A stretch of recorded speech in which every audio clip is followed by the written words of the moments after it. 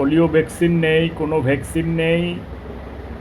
ভ্যাকসিনের জন্য interim government দায়ী, ডক্টর ইউনূস দায়ী। পোলিও টিকা দেওয়া হয়নি, ওই জন্য স্বাস্থ্য উপদেষ্টা দায়ী। ওদেরকে প্রধান হিসেবে দায়ী করছেন, ঠিক আছে একদিকে, কিন্তু এইসব দায়িত্ব তো জাতীয় পর্যায়ের দায়িত্ব। জেলা পর্যায়ে, উপজেলা পর্যায়ে, ইউনিয়ন পর্যায়ে সবাই টিকার সাথে জড়িত আছে। ওদেরকে এখন ওনারা চলে গেছে, উপদেশটা শেষ, এখন আর কাহিনী করে লাভ নাই।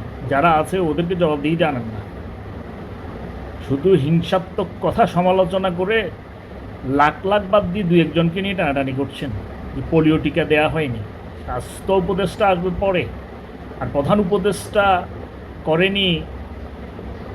প্রধান উপদেষ্টা, স্বাস্থ্য উপদেষ্টা ডাইরেক্ট হয়েছে প্রধান হিসাবে, ঠিক আছে, কিন্তু একটা সিস্টেম ছিল তো, তাই না? সমগ্র দেশই জানে যে এই ইন্টারিম সরকারটা হলো একটা ক্ষণস্থায়ী জনগণের সমর্থিত অগণতান্ত্রিক সরকার। তো জনগণের যে অবকাঠামো আছে, দেশের যে অবকাঠামো আছে স্বাস্থ্য ব্যবস্থার, ওনারা যেহেতু অপেশাদার রাজনীতি শাসক, ওনাদেরকে আরও অ্যাডভাইস করা উচিত ছিল যে আমাদের টিকা শেষ হয়ে গেছে, ওদেরকে আগে আনতে হবে আইনের আওতায়।